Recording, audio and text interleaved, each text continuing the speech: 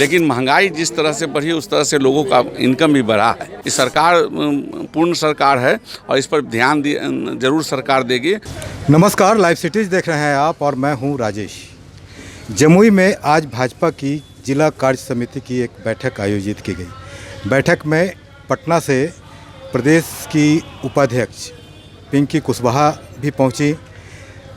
बैठक हुई, शांतिपूर्ण हुई। क्या क्या चर्चा हुई हम बात करते हैं उनसे और जानते हैं क्या कहते हैं। पिंकी जी, क्या बात हुई, क्या चर्चा हुई?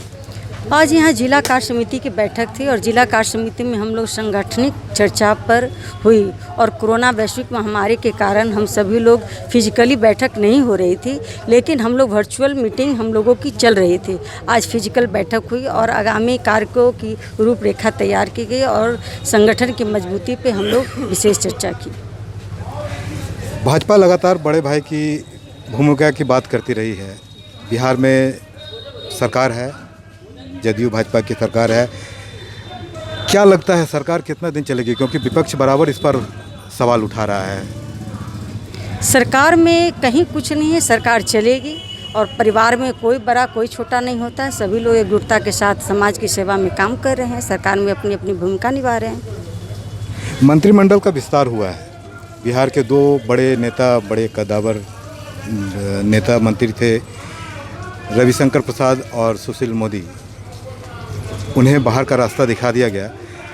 क्या प्रभाव पड़ेगा, क्योंकि संगठन में उनकी मजबूत भूमिका बिहार में हमेशा से रही है। क्या लगता है आपको? लगता है कि ऐसा कि उन्हें बाहर का रास्ता दिखाया गया। भारतीय जनता पार्टी की यही तो खूबसूरती है हमारी पार्टी की, कि किसी का मार्गदर्शन लिया जाता है, किसी को दायित्व दिया जाता है, किसी को संगठन में। तो ऐसा नहीं है। हमारे भारतीय जनता पार्टी के कद्दावर नेता हैं हमारे रविशंकर प्रसाद जी और सुशील मोदी जी। सभी लोगों का मार्गदर्शन, हमारे प्रधानमंत्री मोदी जी ने भी इस बात को खंडन किया कि जो भी हमारे अभी वर्तमान में मंत्री बने हैं, जो मंत्री हटे भी हैं, उनकी काबिलियत पर कोई शक नहीं है। उनका मार्गदर्शन लिया जाएगा और आगे भी संगठन में कहीं न कहीं उनका उचित स्थान मिलेगा। लेकिन कहीं न कहीं से आवाज़ उठ रही है कि अपने कार्यकाल में सुशील मोदी के बारे में भी चर्चा हो रही थी कि जो सेकंड लाइन है उस लाइन को कभी पनपने नहीं दिया इन लोगों ने। यह भी एक बात शायद रही है। नहीं, ऐसी कोई बात नहीं है। जितनी लोग उतनी बातें होती है, लेकिन हमारी भारतीय जनता पार्टी में अभी ऐसी कोई बात नहीं। जमुई पहुंची हैं आप।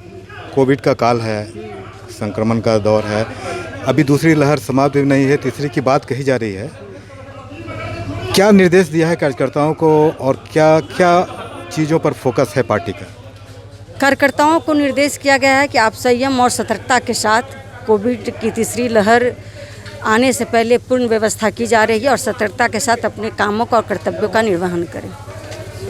धन्यवाद, थैंक यू। तो सुना आपने, ये थी पिंकी कुशवाहा जी, बता रही थी। हमारे साथ पटना के पूर्व मेयर भी मौजूद हैं, उनसे भी बात करते हैं। और पार्टी के संगठन की तरफ से हम अभी प्रदेश मंत्री का दायित्व हमें दिया गया है और उसी दायित्व के अंतर्गत हम यहाँ जमुई आए हैं। क्या देखा आपने? कार्यकर्ताओं के साथ आपकी बैठक हुई, यहाँ पर कैसा लग रहा है? संगठन में सब कुछ ठीक ठाक है? देखिए, यहाँ तो संगठन काफ़ी मजबूत है और जो उपस्थिति थी, जो अपेक्षित लोग थे, उन्हीं को आना था। मूलतः यह संगठनात्मक बैठक थी और संगठन के कार्य के लेके समीक्षा बैठक थी। जो कार्य 3 महीना पहले हर साल भर में 3-4 बार होती है कार्य समिति, प्रदेश की भी, जिला के भी, मंडल के भी। तो उस कार्य समिति में जो समीक्षा होती है, जो पीछे किए गए कार्य है, उसकी समीक्षा हुई और उसके बाद जो अगले 3 महीना का जो प्रोग्राम बना है उसके बारे में चर्चा हुई। बिहार की राजधानी पटना के उप मेयर रह चुके हैं आप। काफ़ी परेशानियों को, कठिनाइयों को वहाँ भी देखा होगा, समस्याओं को देखा होगा। जमुई जैसे छोटे शहर में, जहाँ नगर परिषद है, यहाँ भी अध्यक्ष उपाध्यक्ष होते हैं, शहर की स्थिति अच्छी नहीं है, अतिक्रमण से करा रहा है शहर। हॉस्पिटल की स्थिति, अभी कोविड का काल है, हॉस्पिटल की स्थिति बहुत अच्छी नहीं है। यहाँ पर वेंटिलेटर था जो प्रधानमंत्री राहत कोष से दिया गया था, 5 वेंटिलेटर, उसे यहाँ से हटाकर गया पहुँचा दिया गया। ऐसे में हम कोरोना से लड़ाई कैसे लड़ेंगे? और वैक्सीन के बारे में भी बताया जा रहा है कि इसका उतार चढ़ाव हो रहा है, कभी शॉर्ट कर रहा है, कभी और भी बातें, बहुत सारी बातें। देखिए, आपने एक साथ ही 3 सवाल पूछ लिए। एक तो निगम से संबंधित बात को आपने पूछा। तो देखिए, पहले की अपेक्षा आज नगर निकायों की स्थिति बहुत बेहतर है। पहले पैसे की भारी किल्लत होती थी, लेकिन जब से 74 अमेंडमेंट हुआ और निकाय को जो अधिकार मिले, उस अधिकार में निश्चित रूप से लोगों की जो आकांक्षाएं थी उसको पूरा करने में महत्वपूर्ण भूमिका अदा किया। दूसरा सवाल आपका था इस क्षेत्र में वेंटिलेटर की बात।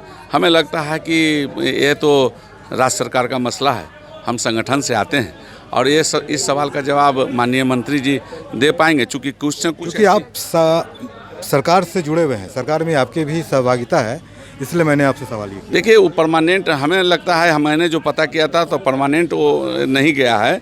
निश्चित रूप से उस घड़ी कोरोना काल थे, अब वैश्विक महामारी थी और यहाँ चलाने वाले की भी शायद कमी थी, तो इस नाते भी वहाँ गया है। वो परमानेंट कोई एथी नहीं है। हमें लगता है कि जल्द ही उसका समायोजन होगा। जो लाखों करोड़ रुपया का जो बजट प्रावधान किया गया है, पैकेज जो दिया गया, उसमें उस सब सुविधा की उपलब्धता हो जाएगी।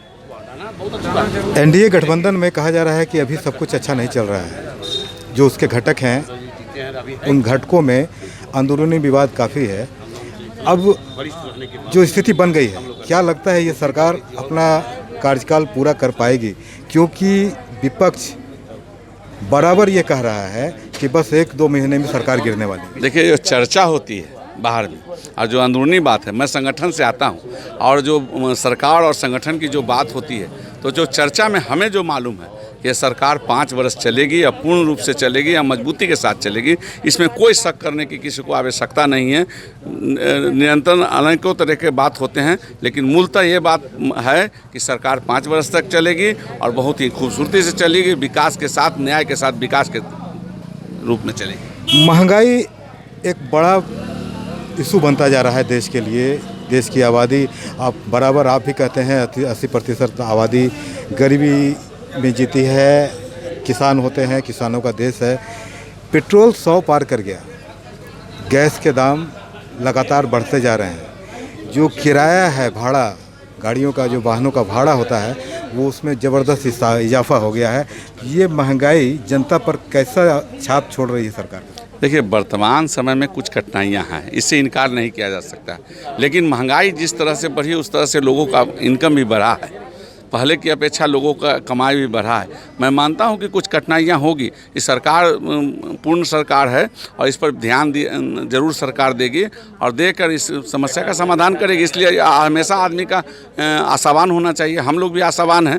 निश्चित रूप से लोग का कुछ अगर कठिनाई भी होगी तो सरकार का दायित्व है, और सरकार के में जो बैठे हुए हैं अपना दायित्व का निर्वहन करना बहुत अच्छे से जानते हैं। धन्यवाद। तो सुना आपने, ये थे प्रदेश से पहुँचे भाजपा के पदाधिकारीगण, बता रहे थे कि स्थिति क्या है। पार्टी के बारे में हमने बात की, विकास की बात की, महंगाई की बात की। उन्होंने सारी चीज़ों को विस्तार से बताया। यह भी कहा कि महंगाई बढ़ी है तो आमदनी भी लोगों की बढ़ी है। देखते रहिए लाइव सिटीज़। अगर अब तक आपने चैनल को सब्सक्राइब नहीं किया है तो ज़रूर कर लें। फेसबुक पर अगर आप वीडियो को देख रहे हैं तो पेज को ज़रूर लाइक कर दें। धन्यवाद।